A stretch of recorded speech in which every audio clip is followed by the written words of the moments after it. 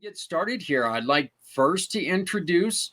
You guys met her 2 weeks ago. She is so fantastic. She is a community pay it forward mission partner, and this is Lori Landon from the Lori Landon Foundation. Hello, Lori. How are you? Hey, I am so great. I'm so happy to be here with you guys tonight. This is awesome. Yeah, I'll bet you're also happy that I didn't forget your name. so, and and and now the guy that I have to apologize immensely to, Mr. Dennis Schrader of the Price of Freedom Foundation. I will tattoo it on my head, Dennis. I am so sorry, my friend. How are you That's doing? fine. It happens to the best of us. Next time you come out here to Middle Tennessee, you can buy me a cigar. there you go. That sounds great. Um, I'm gonna ask a question that I don't think I've asked in ever on this show, but let me ask you all: was there anything in the nonprofit world that happened this week that kind of caught your eye, or anything that happened that you guys are a little concerned about when it comes to nonprofits? You mean like an experience with our nonprofit, something that happened? Or anybody else's, because I know that right now we've got, look, let's be honest here, we've got, and I don't like getting too political, we got legislations that are going on right now that are really starting to tie a lot of people's hands both ways. It's not just one way, it's both ways. And I want to make sure that we kind of put it out there to where we can protect and hopefully support some people who are falling in the cracks.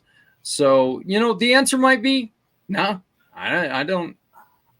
I haven't seen anything recently, but I have noticed. I mean, my organization has been around for 4 years now, and it was actually started way before that. And that there is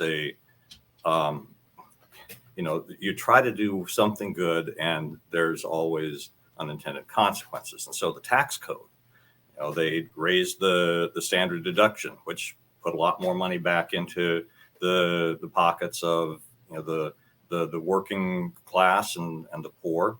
But what it also did is, for people who were contributing as individuals to nonprofits, it made it clear, after you started paying attention to it, that it really didn't matter. Your donations weren't going to get you anything more in terms of a tax deduction at the end of the year. So there has been a steady decline in individual donations from except for the top maybe 10 or 20% of the income earners in this country. And I think that is a very sad thing. And I think it is a dangerous thing for nonprofits overall, because those that are established and have major donors are now paying attention to a much, much smaller segment of the population. And I think in the long term, that's not going to be a good thing. Did either one of you guys have your organization registered on Amazon Smile? You did. Were you one of them that was removed? Well, I know that they were stopping it about a month later after I had gotten on. They announced they were going to be closing it down. I tried to get mine registered with Amazon Smile, but I have a little bit of a beef with the IRS, because though they were quick about granting us a 501c3 status, they classified us as a private foundation and never explained why.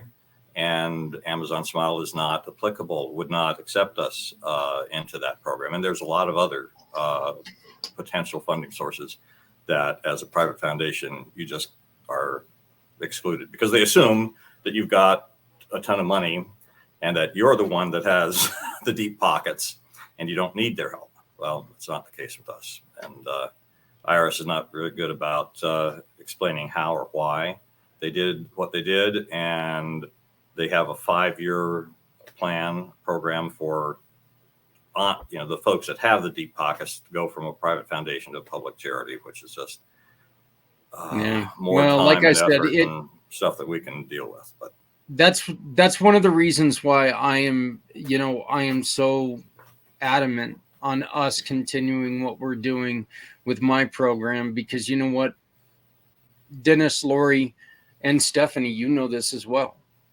And you're about ready to start getting into the nonprofit world. You guys work a hell of a lot harder than the big guys do.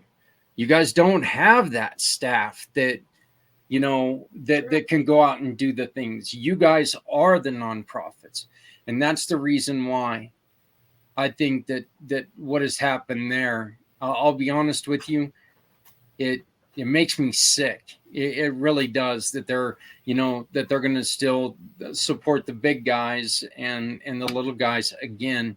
Uh, you know, they get the boot. So, but let's talk about some good news, and let's talk about trying to find ways to support you guys. And we're going to do it in a weird way, because what we're going to do is, Dennis, first off, tell us about the Price of Freedom. Can you please, Sure. again, tell the people who were not here the last time, tell us what the mission of Price of Freedom is, Sure. and then Absolutely. and we're just going to warn everybody that the story that you're going to hear is heavy, and it's very heavy. So please take take that into consideration. But tell us about the Price of Sure. Freedom Foundation, your mission, and then tell us your Sure. story. Okay, super. The Price of Freedom Foundation is dedicated to telling the complete life stories of those who paid the ultimate price for our freedom, the soldiers, sailors, airmen, and Marines who have died while serving in our nation's armed forces. And that's not just in combat, it's from any source, including suicide. And what we do with that is we work with the Gold Star families. We try to identify as many people as possible that knew the fallen from their childhood all the way through the end of their life. Do in-depth interviews with each of those individuals, collect things that tell or help to tell the story. So photos, letters, videos, social media accounts, etc. Give all of that to a writer who then produces a full biography, and we provide that in both, publish that in both, hard copy, paperback, ebooks, and eventually audiobooks. And we record all of those interviews with the intent to eventually create video documentaries to tell that story to an even wider audience. We do that for two basic purposes. One is to collect and preserve those stories for future generations, because as we get older, our memories fade, and the kids, grandkids, great grandkids, won't hear everything that we have to say, and our memories may not be as clear. So rather than making people do their own individual research, why not do it now? And the second purpose is that the number one common thread amongst Gold Star families is the sense that their loved one will be forgotten and their sacrifice no longer honored. And that is actually supported by research that's been done by USU's, the Uniformed Services University of the Health Sciences, and their long-term military survivor grief studies that have been going on for at least the last 10 years. So those are our two purposes. And I mentioned suicide because I know that there are hundreds of active duty personnel, and I would include in there also National Guard and Reserve components as well, who take their lives every year. And I was a person who, before I ever joined the military, when I was a student in high school, I came very close to committing suicide myself. I had an aunt that was on my mother's side of the family who did commit suicide in the early 60s. And I remember feeling guilty about that, because as a kid, we would sometimes make fun of her. And she'd never married, never had any kids, and lived in a tiny town in southeastern Montana, and didn't have much in the way of hopes and dreams, etc. And, I felt at that time, I felt as I was partly responsible for her taking her life when I was only like 9 or 10 years old. Fast forward to my being in high school, I was just a messed up kid. I really was. Now I look back upon these experiences and I see what it had taught me and how I've been able to benefit from the experience. But my father was a Navy man, and my mother, being from this tiny town in Montana, was afraid to stay at the Navy bases when he'd go out to sea. And the Navy sent him out to sea a lot. So every time he'd have a shore assignment, we'd move to the base. Most of the time it was San Diego, but other bases as well throughout his career. And then when he'd be out at sea, we'd move back to southeastern Montana.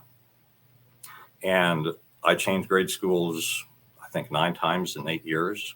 And he retired from the Navy when I entered high school and moved from his last assignment was the Great Lakes Naval Training Center in North Chicago, Illinois. And I came in there, different style of haircut and all of that. And I went to an all boys Catholic school and had no female associations. Didn't have any friends there that were girls, and all the other guys did. And it's like, I just felt like I was such an oddball, and I felt that I was unattractive, and I felt like all of those things were going on in my head. And I knew that my father had a .38 revolver that he kept, and he kept in his bedroom. And being the oldest of 7, it's like I'm looking back and thinking back, and like, I don't know how it was, because we lived in this tiny, tiny house. But there was this one evening, and I was the only one in the house. And I had decided that I was going to end it. And so I went into my parents' bedroom. I found where he kept his .38 revolver. I sat on their bed, and I put that revolver to my right temple, and I had my finger on the trigger. And there's a thought that came to my head at that time, because I was not angry or upset with my parents. It was all anger directed inside. And the thought was, what are your parents going to think when they find their oldest son with his brains blown out all over their bedroom? And I knew it would devastate them. And so I took my finger off the trigger, put the gun away, and I never talked about that. I didn't talk about that for at least 20 years. So I just went on. Nobody knew what was going on in my head, and nobody had a clue that I was thinking what I was thinking. So that was the closest I personally came. But that thought process, the thinking about ending my life, when I went on to college, I went to UCLA for 2 years, and then Seattle University for my final 2 years. We'd get around and talk in the ROTC day room, and we'd talk about stuff. And I would talk about suicide and try and make it a joke. But I guess it was a way of me letting people know that I was thinking about it, but not in a way that anybody really took it serious. But they did call me Suicide Schroeder for a while, because I would talk about this on a fairly regular basis. After I became a commissioned officer, I was a medical service corps officer. And I knew that anybody who, this was in 78, and through the 80s and 90s, they were making a big effort to try to encourage folks to seek assistance, mental health assistance. But I also saw that those that did had their security clearances at least flagged, if not revoked. And that meant you couldn't be promoted. So you're basically ending your military career if you're a junior officer in doing that. I think part of the reason that I chose the degree I got, which was in psychology and then later in counseling, was because I knew that I was messed up and I was trying to do a self-help way of getting my head straight. But it was a very long and tough journey in going about that. I know that this self-loathing and self-hatred that I felt was present frequently, and the way it would manifest would be always when I was by myself, usually when I was driving someplace, and I'd be driving down the road and just saying the vilest, foulest things about myself that you could imagine. And that I go from that to trying to counter the thoughts, and the more that I fought with them, the stronger they were. I know that during my time in the service, I was married twice while I was in the service. I was not faithful in either of those marriages, and I took on all of that guilt and that shame. And when there were other conflicts going on between in the marriage, I would frequently think about and start planning for how I would end my life. And up until the very end of my career, even I was lieutenant colonel out at a Triple Army Medical Center in Honolulu, Hawaii, and I had been having issues with not sleeping well. So I had acquired enough sleeping pills, and I drink occasionally, so I always had some liquor around, and so I'd had this plan that if things went a certain way, that I was just going to take a hike up into the mountains there in Hawaii and down that bottle of sleeping pills and drink that bottle of vodka that I had there with me. So it was something that was with me and beyond. I mean, that continued. Probably, I'd say that I didn't actually break that mental habit until probably 10 or 15 years ago.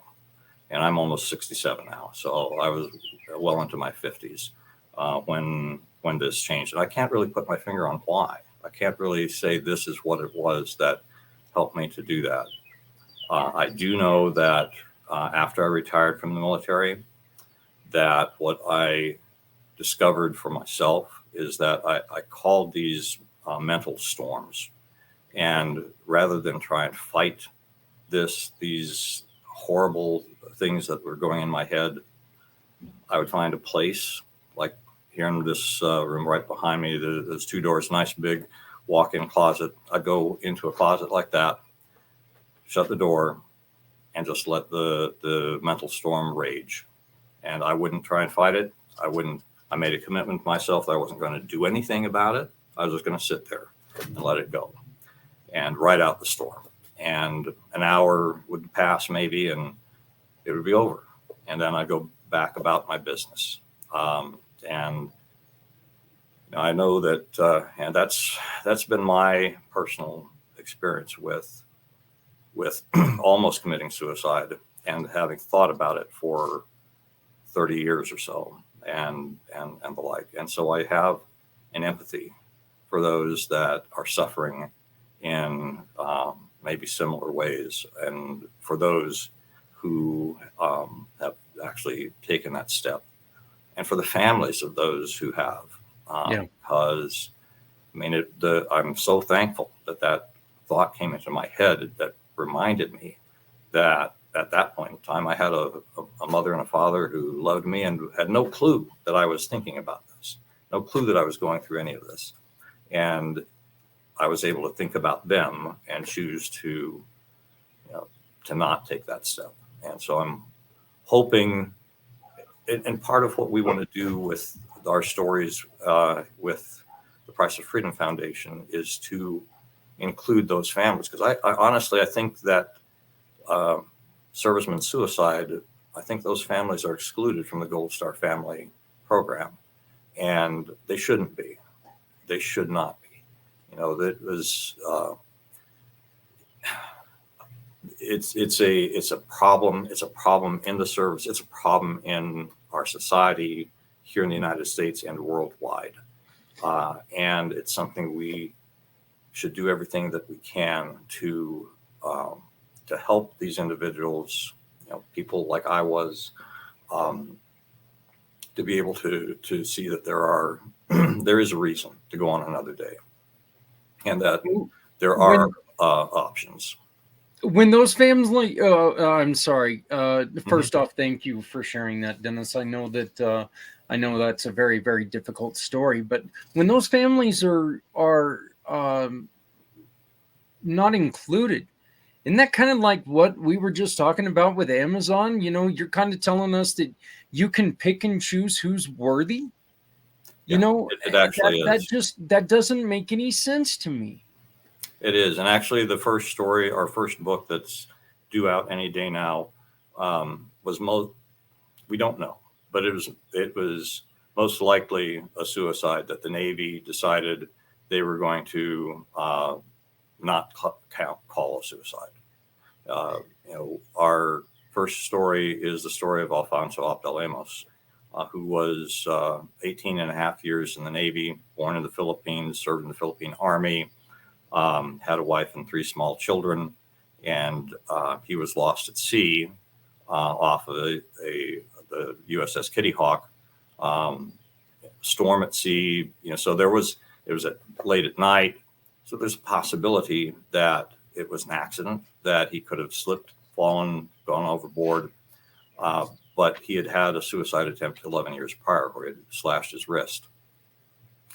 And we called it the book Silent Soul because he was in many respects even more of a silent person than I was. And I think we all know people that are like that people, they love to make people laugh. They sing songs. They like to be the life of the party. And they never, ever, ever talk about things that are troubling them. And so this family was blessed because the Navy did not count it as a suicide. So they were able to get the benefits that they offered to other servicemen or Navy deaths at that time.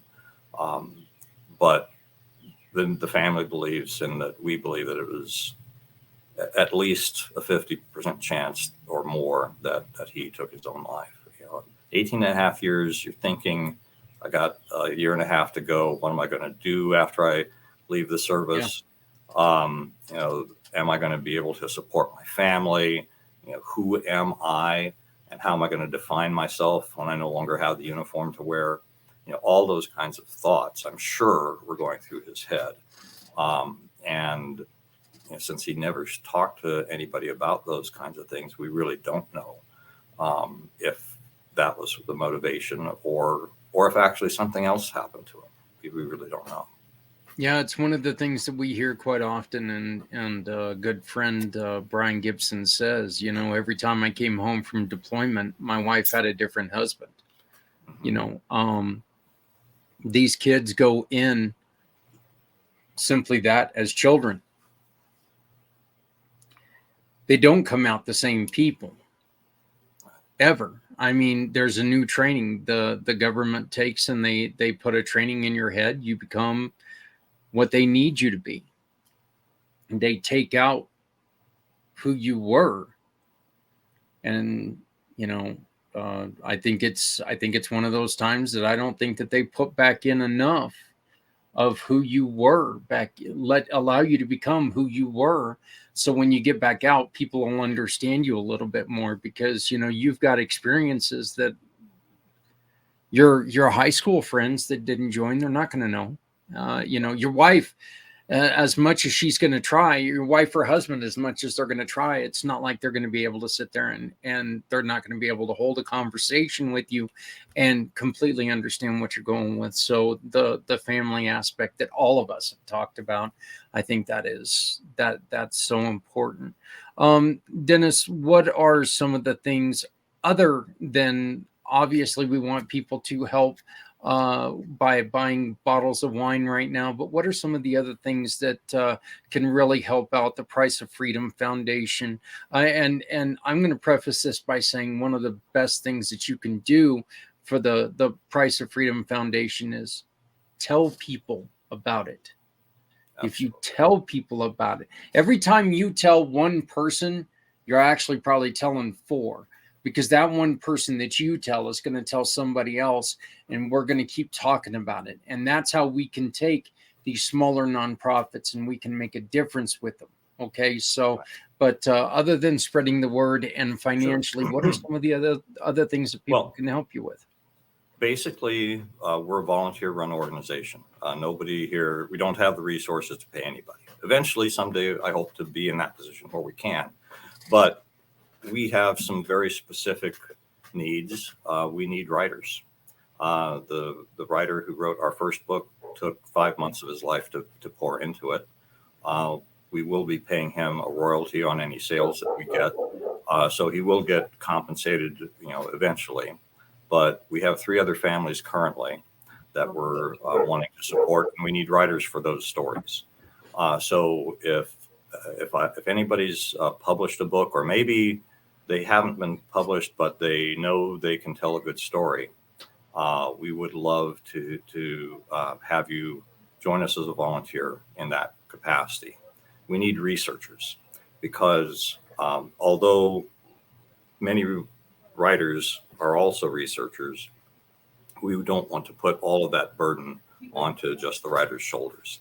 So when we go about and do our interviews and get information about the person whose story we're telling, we know that there are things that are outside of the parameters of the interview that we do that we should incorporate into the story. So when a person has spent time in a certain place or location, when they have been assigned to a specific military unit at a time and place, we need researchers to go in and pull as much other information about those times, those places, that can help to fill out the story. And I'll give the example in our first story. Our writer had the benefit to us of making it clear that we needed researchers because he had been a criminal investigator for the Air Force during his active duty time. And what he did is he went and took the information on the ship and the date when Alfonso went missing, and he went to find out exactly where they were, the lat and longitude, what else was going on, the storm, the sea conditions, the sort of the geopolitical atmosphere that they were in at that time, and why that ship was moving where it was. And that also helped to fill in some things about what life was like for Alfonso in his roles and responsibilities on that ship. So having researchers that can help us to flesh out the details is very important. So we definitely need researchers in that way. And then finally, I live in Tennessee. I would love to be able to have a representative, somebody who loves what we're doing and can essentially be an advocate for us in every state in the country. So if somebody connects with us on a heart level and says, I've got the time, I've got the energy, and I'm willing to, represent Price of Freedom Foundation here in, Texas or Utah or wherever it is that they may live, we'd love to have you join us, and that would be absolutely phenomenal.